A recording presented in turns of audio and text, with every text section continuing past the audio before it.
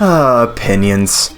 How dare you, you little gobmuncher you, to say my favorite game sucks or say the game's bad before it's released. Originally, this video was going to be an additive piece on criticism and such after hearing details about Luigi's Mansion 3 this past E3, but with events turning sour with a certain top-selling franchise, it's earned its own spot in the video later on. That being said, we live in a day and age where a single little opinion piece on a game or a show can flip people's heads and turn people against you for even having the slightest difference in thought on a particular detail. Examples: Pokémon Sun and Moon is one of my favorite generations in all of Pokémon. I think ARMS for the Nintendo Switch as a fun and relatively unique game that still holds up, especially after all the DLC.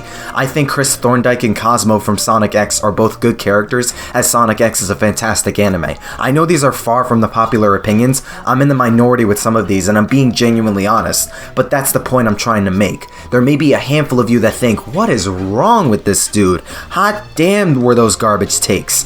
Some may be moderately accepting of these, others may be taken aback a bit, and more may feel confused, astonished, even disgusted, or somehow offended. It's as if someone insulted your dead grandmother or treated winning a tournament or a big event as child's play.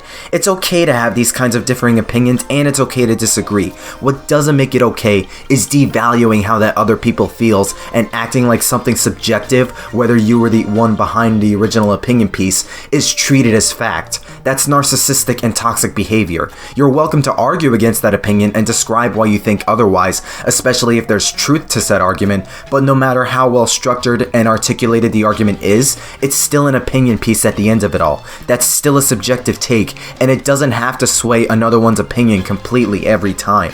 Paper Mario: The Thousand Year Door and Super Mario Odyssey have issues, and that's okay. Your favorite thing is highly likely to not be perfect, and that's okay.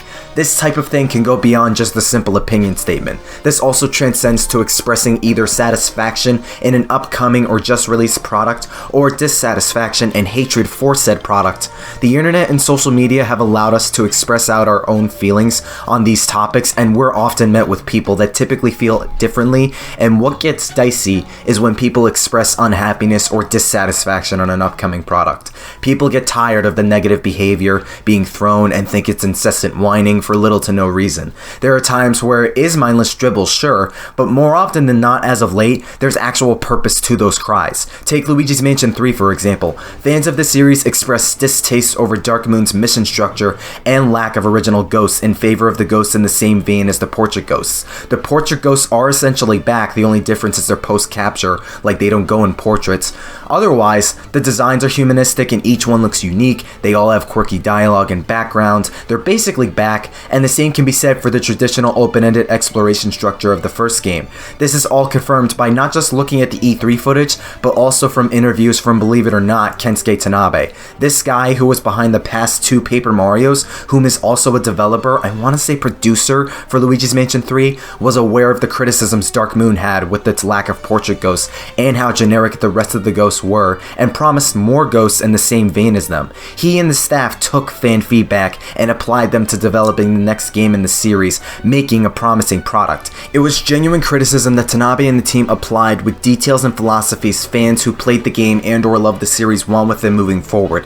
The Sonic movie is another example of this, considering how insanely engorged the backlash was for that movie, and Sonic's design in particular, among Sonic fans and non-Sonic fans alike. The movie got delayed in order to adhere to the negative feedback, and any leftover production time is being gained to make the movie better than what it could have been, whether significantly or minimally. Super Mario Maker 2 is another example. Fans weren't happy with the prospect that despite the game has online play, you couldn't play with friends. It's only for strangers, and when you consider the fact there's online play at all, the fact you couldn't play with people you want to play is backwards thinking, and the outcry for that was also very vocal that developers confirmed that online multiplayer with friends is coming in a future update. I don't know if that feature's here yet, I'm getting Mario Maker 2 for my birthday in a few days, but again, fans expressed dissatisfaction regarding certain features and values, and we're going to get a better product in the future as a result. Was it ridiculous? To an extent, sure, but it ultimately benefits everyone in the end. I'm not one to fully be comfortable with the idea of just simply not worrying about adding all the features of a game and waiting for an update to come later, because I could come with this idea of laziness or complacency,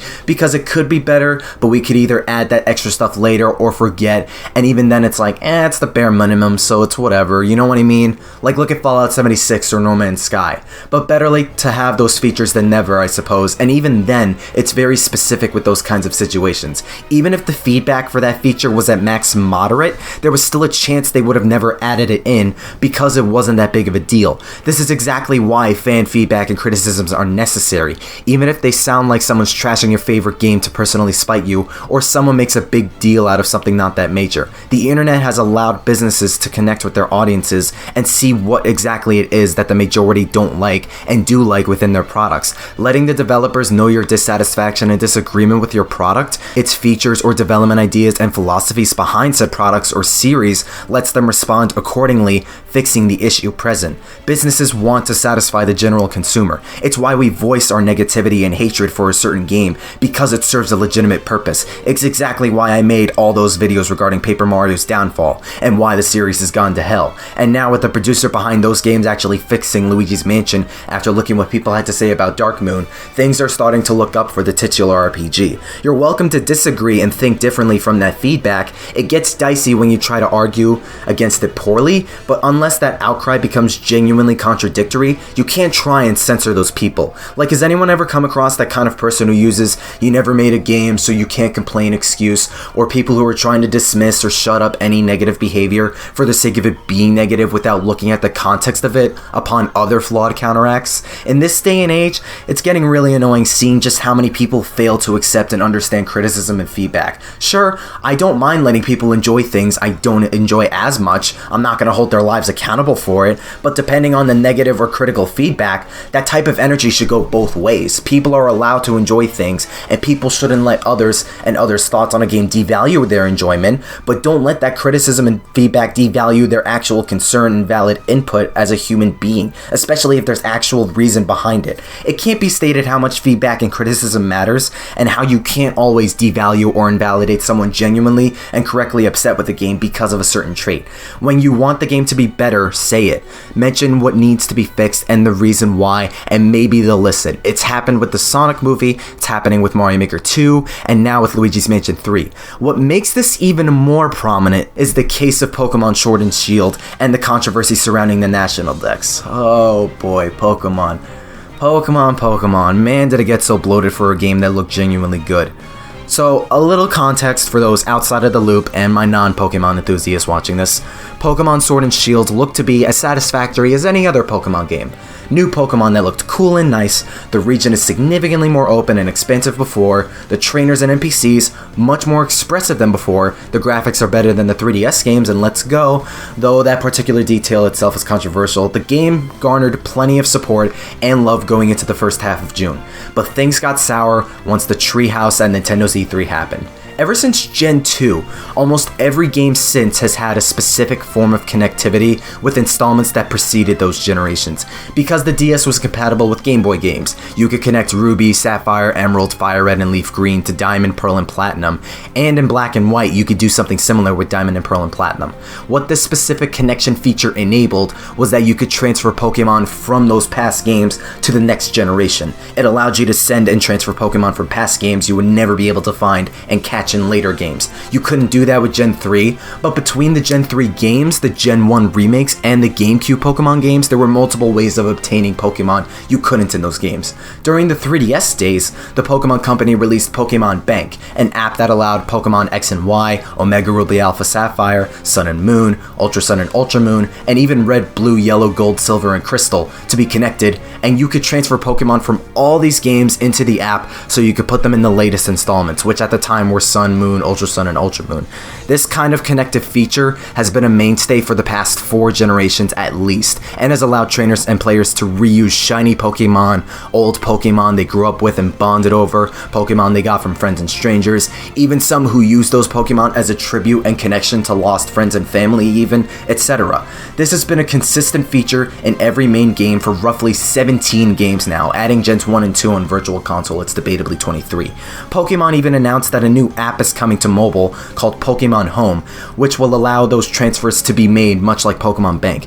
You could transfer Pokemon from Pokemon Let's Go Pikachu and Eevee, Pokemon Bank, and even Pokemon Go to Pokemon Home. It all goes to home with these games, and you can do the same with Sword and Shield. However, you can only transfer Pokemon to and from Sword and Shield. It only goes one way with Bank, Go, and Let's Go. Once you send Pokemon from Bank, Go, and Let's Go to Pokemon Home, the only way they can go is Sword and Shield. But what gave rise to the hashtag Bring Back the National Dex is the sad news that Junichi Masuda, a spokesperson for Pokemon, also a producer for the recent games, confirmed that any Pokemon that are not within Galar's Pokédex cannot be transferred over to Sword and Shield. For example, assume Swampert and its evolution line, same for Flygon, Incineroar, Aggron, Zoroark, etc. are not within Galar's Pokédex, basically meaning you can't catch them in Sword and Shield. Even though you move them to Pokemon Bank, they can't be put in Sword and Shield. That main connective feature was basically omitted, and the reason being is because Masuda stated the team wanted to focus on higher quality animations and higher fidelity with these games since it's the first Pokemon games on consoles. This has caused thousands of Pokemon fans to become pissed, and that every Pokemon related thing on any social media will issue a spam of people spreading the hashtag in the comments, and the Pokemon company is well aware of the movement, but they put out a response with basically the same thing they stated before, almost tone deaf to be honest, and it felt like a slap in the face to those who wanted every Pokemon in. It's not so much the National Dex itself that's the problem regarding the actual National Dex itself, which is every Pokemon readable within that game's Pokedex after the main campaign. Sun and Moon omitted it. It's having every Pokemon not compatible like almost every generation now that's the issue, which is why hashtag Bring Back the National Dex came to being. Now, before I get into the nitty gritty of whether or not this feels justified, quick note, there are people claiming Masuda raped a person along with spamming this thing over tweets on his official Twitter over a wedding that just happened upon other things because of this decision. Two things. One, you better shut up about spreading false allegations over a decision behind removing a game feature, especially an allegation as huge as that. That is extremely petty and toxic and only serves to make Pokemon fans look super freaking bad, along with just making people who make such claims look incredibly childish and stupid. Two, there's a time and place for everything, but not now. I thought Pokemon fans would know that iconic phrase better than anyone, and to be fair, this whole thing regards only a handful of people.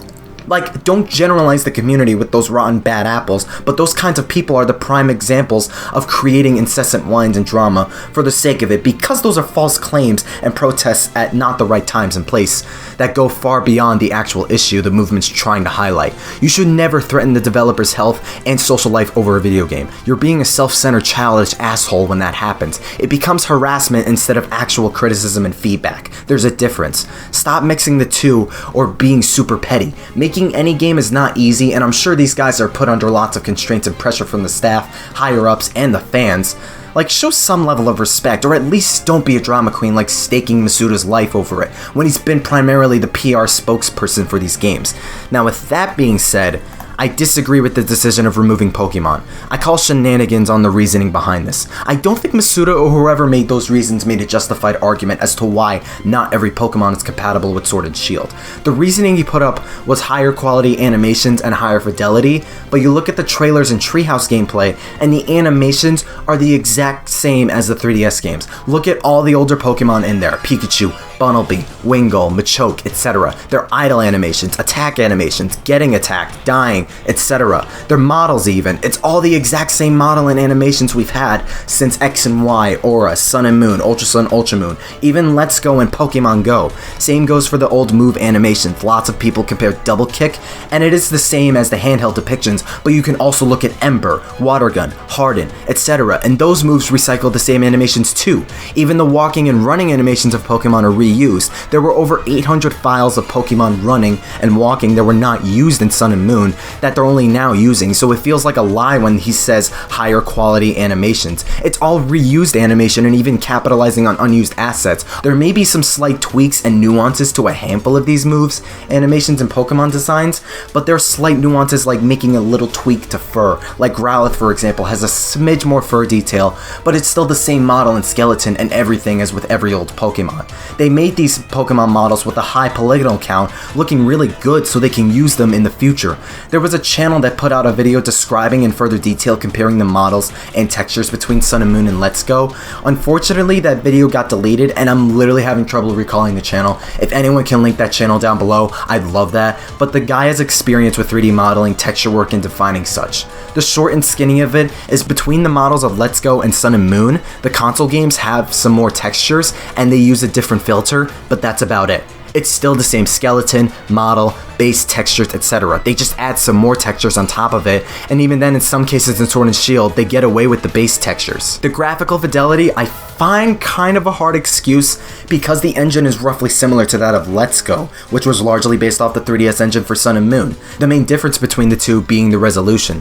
Personally, I don't mind how Sword and Shield looks. I think it generally looks good for a Pokemon game. There's like several trees that look better than that one to people comparing to Ocarina of Time. There's several shots in the caves, the city, etc. to where the game does look colorful and vibrant. Granted, it can look better given the system it's on. So many first-party games and even indie games look super gorgeous, and Pokemon, while exhibiting its own art style, can definitely look better than how Sword and Shield looks. Like Pokemon Battle Revolution on Wii, for example, while a different game as a whole and not a main game, looked really beautiful, and people wish they made fancy animations like in Pokemon Stadium or the GameCube Pokemon games as well. I'd like that, but I think that would create another problem in making battles much slower paced, because turns in Coliseum and XD Gale of Darkness can last up to roughly 2 minutes. Most Pokemon battles on average have turns lasting roughly 20 seconds. But with the new tech they're dealing with and the franchise that's only growing, I don't mind them reusing assets like this. I can deal with them reusing the same animations and the same models as the games are looking better than past games, and it keeps the games pacing nice and quick. But I'm gonna call out their BS if they claim it's higher quality when they look 94% the same. He could have meant the trainers and NPCs, as like every human in the game looks super expressive and charming finally, but again, we've been getting more expression and charm from these characters since X and Y. It's especially prominent in Gen 7 and Let's Go. Even Sun and Moon had the characters much more expressive in the actual cutscenes of the story, like the protagonist saving Nebby on the bridge in the beginning with Tapu Koko swooping in. So making the characters expressive is something to be expected at this point. It could also be for the new Pokemon and the new moves that come with every generation, but again, that comes with every generation, so it's expected. Some have argued Black and White had the same thing because that game had like over 150 new Pokemon and no old Pokemon were obtainable, except that's not true at all. In the post-game, you could find old Pokemon on the east side of Unova, and again, after the main story, you could still transfer all your old Pokemon from Gen 4 and potentially older to Black and White. In Sword and Shield, any non-Galar Pokemon won't exist at all, which is the problem. Others also bring up how this is a method of balancing the metagame for competitive Pokemon, but that's also ridiculous. They have multiple rule sets made for competitive, for singles and double battles, not using certain legendary and mythical Pokemon. Smogon's also made to balance the meta. They've had balancing methods in play before. To say removing Pokemon's a method of balancing the meta is ridiculous and like the last resort method they have, and yet they didn't even omit the other ones. I'd hardly call it a quality control issue when they made all those models for the Pokemon to be future-proof. It's precisely why they're reusing them and why I'm personally fine with them doing so. Reusing assets is nothing new for game development, but they managed to make over 650 3D models of every Pokemon in X and Y from scratch, not to mention they managed to make new sprites, animated sprites even, for over 500 Pokemon in Gen 5. All of this, especially making roughly 700 3D models in Gen 6, is not an easy thing to do at all, and they made it work, and the development span of X and Y is about as long as Sword and Shield, being 2 to 3 years.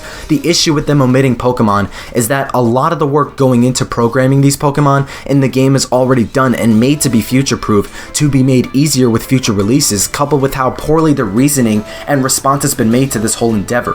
What makes this even more baffling is two things. One, we're talking Pokemon. This is a franchise that its main selling point is catching and discovering every Pokemon imaginable. Gotta catch them all. That's been the franchise's catchphrase for 20 years now. Every single person has a favorite among the 800 plus, regardless of how you or I feel about certain ones. Two, Pokemon is one of the biggest, and I mean the biggest franchises to ever exist. It's the biggest multimedia franchise imaginable. That's not even a debate. Between the games, between the anime, the trading card games, the various merchandise, and now they're selling clothes themed after the original 151 Pokemon, this is a multi-billion-dollar franchise. Even if Game Freak Freak and the Pokemon Company have roughly 140 development members on their team, not only are people claiming they created over 600 models from scratch work, you're saying they don't have the money or the technology to maintain those assets and features and quality previous games held? That's especially BS. Some have argued 140 isn't a huge development staff for the likes of Pokemon, and multiple first parties on the Switch have teams double that size, but allow me to compare to a franchise that's very similar to Pokemon and still has a commendably sizable fanbase and popularity size, especially in Japan. Yokai Watch, a series about these spirits being similar to Pokemon. You befriend and fight yokai, merge, evolve, train, etc., and their development cycle is very similar, releasing a year or two out from each other, and usually being in development for at max around 2+ years. I played the first one, I enjoyed it a lot, and mechanically they're ultimately differently structured games, but the comparisons are all there, all the same. This series obviously makes less than Pokemon. There's like roughly 700 yokai as of the 3rd installment, and each and every single yokai has their idle animation, attack animation, walking and running animation, charge animation, tired animation, dying animation, ultimate move animation, etc. And it's much more fluid and expressive than what the Pokemon games have displayed. And this isn't even counting the boss yokai. Boss yokai are almost completely separate from the normal yokai, and there's like 88 of those. So between the animations, the budget, the features, and the gameplay, I say the comparisons justify seeing a series with a smaller budget and with very similar features. They managed to make and maintain all of those moves, animations, and features between releases, whereas Pokemon can't. That's how you know this isn't right. Even if 140 staff members is somehow too small, they have the budget to maintain these models and animations, yet they somehow can't use them all, when Yokai Watch hasn't had those issues with doing so, even when it's a multimedia franchise on a smaller scale though, and even Yokai Watch 4 on Switch is managing to keeping up to snuff. It makes complete and total sense as to why people are outraged by the lack of Pokemon transferable when factoring all of this, plus the fact that they advertised Pokemon Home a week prior only for it to not serve its function completely. The defense for this decision has been very poor, as they've basically lied to the fans, and whatever arguments for the decision by the officials or the fans can easily be counterstated with decisions the franchise has made numerous times before, along with a franchise that's very similar and keeping that standard quality in their later games. Expecting higher quality isn't the same as being entitled. Most surrounding complaints, criticisms, and counter-arguments is not the same as being entitled. A standard feature that's been in almost every generation isn't special treatment a single fan feels he/she should deserve. As far as deeper reasons as to why this came to be, some speculated it's because they could be waiting for the 3rd game in Gen 8 to bring back that feature, which I hope it's not true, because that sounds really manipulative, greedy, and gimmicky. Some also mention laziness, which I doubt because making these games is not easy at all. However, this isn't the first time they've cut corners like this. Omega Ruby and Alpha Sapphire did not have the Battle Frontier because the team felt players would be frustrated, despite the most common complaint about that game was no Battle Frontier and how it was a beloved post-game component. They've also removed difficulty settings, super training which tracked IVs easier, the Safari Zone, downplaying in-game events with legendaries and mythicals to just either getting a code at GameStop or hooking up your 3DS to a Wi-Fi spot at McDonald's. And in this game, they're getting rid of Z moves and Mega Evolution. A lot of these were fan favorite features, and yet they were cut either because they wanted to separate other games from the current one, or because they feel it would be too much effort for people who wouldn't care, except we're talking Pokemon fans who likely go through almost every little bit the games have to offer, so that sounds ridiculous. This feels like a stroke of apathy rather than laziness, apathy meaning lacking emotion or feeling indifferent. Depending on the feature, they may not care enough to put these types of features that fans do care about a lot in. The only valid reasons I can see with this decision is because the higher ups at TPC and Game Freak making a policy shift for the company, or it could be a programming/coding issue. Masuda mentioned how with them cutting Pokemon, their policy changed and they're gonna add Pokemon tailored specifically to each adventure, which does not sound good, highlighted further by the recent response that didn't really answer the fans' question. I doubt it'll do much good for Sword and Shield now, but given the pedigree Pokemon holds and how much it makes, the company shouldn't have a problem hiring more staff to help outsource and manage these issues if they're underhanded. It's too late for them to do that with Sword and Shield, but I feel it would help them avoid similar struggles in the future. They're also managing a multimedia franchise where the anime, trading card game, merchandise, etc. all have to have concurrent releases with the games, so they can't afford to delay the game because of all that. I'll be shocked if a delay takes place at all. The reason why a coding issue could be present though is because there may be some truth to the higher animations and such. As people pointed out, it could be because of Dynomax, the new core feature that'll separate this game from the others. As you look at the Dynomax gameplay, there are 3 clouds, a swirly death vortex, and the Pokemon itself that pop in at the exact same time. They've potentially made a unique separate model for the Pokemon itself, along with background effects, rather than reusing those models and making a separate background effect altogether. This ultimately doubles their animation and modeling workload, yet this doesn't seem like a worthy reason of omitting Pokemon. I may have a small notary amount of experience in coding and programming, but I know there's a much cheaper, faster, more efficient method of making those models. Just taking the pre-existing ones, upscaling them, and make the death swirl and clouds a separate background effect, and if it gets those Pokemon back, I'm sure lots of people won't mind, but it seems the team resorts to redundant, time-consuming methods of programming with this kind of thing. This happened in Sun and Moon, where they placed trainer models in each route file rather than referencing a base file, as each route and city in Sun and Moon has a separate Lily model for each one, and for Pokemon battles, fight information is decrypted and encrypted over 100 times rather than decrypting it once, unloading the data, and then re-encrypting it. Based on precedent, I feel it's likely the programming issue given that and what we have with the Dynomax feature, as it seems too redundant and nonsensical to omit a beloved feature because of inefficient programming. It's even mentioned how Game Freak struggled with programming before with Gold and Silver, and Iwata came and helped with compressing the data for that game on the Game Boy. Because the encryption and decryption data ended up taking up a couple hundred more megabytes of space than needed. I feel the only solution to all of this is they have to announce an update for the future like with Mario Maker 2, because the communication on this problem's been really poor, but what sucks is even that's not likely. Masuda repeated the same thing he said during E3, making it feel like a tone-deaf slap in the face, and not actually explaining why the decision was made, and they know exactly what fans want, and he's announced there are no plans on making a future update and patching those Pokemon in. I'm not always for future updates, as it can encourage this idea of laziness or complacency like I said, but we're in a gaming era where updates have been the norm for over a decade. It's 2019. With how bad the situation escalated, they have to announce an update to relieve all this pressure and actually address the situation properly than just repeating themselves. Otherwise, they wouldn't have made that response to begin with. It's why feedback and criticism is necessary. Don't be mistaken. If you're still hyped over these games and don't feel the movement or protest against the decision is right, then don't let that distract your hype and excitement for the game. Never once did I state that you're wrong for wanting to buy the games, nor are you mediocre or inferior in doing so. We're all Pokemon fans at the end of the day, and human beings above all. Be hyped all you like, but understand that there are people who think differently and feel this isn't a right move, and try not to invalidate their honest criticism and feedback. I'm sure the games will be good all the same and sell stupidly crazy, but the fact they heard the massive outcry and the criticisms show they are hearing what we have to say. We just have to keep going. Why they made the decision is not laziness. Making a video game isn't easy at all. Personally, I feel it's either apathy, the higher-ups at TPC being strict with their policy change and being cheap, or the team behind these games aren't as efficient as programming as they should.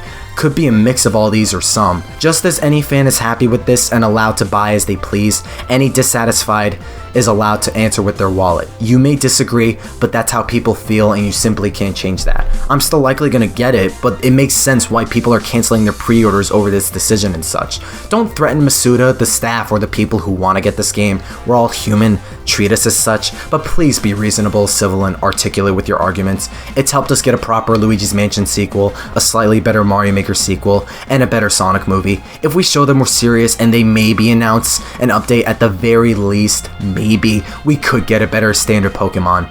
Thanks for watching and listening, and stay tuned for more things Pokemon and other Nintendo games. Stay super.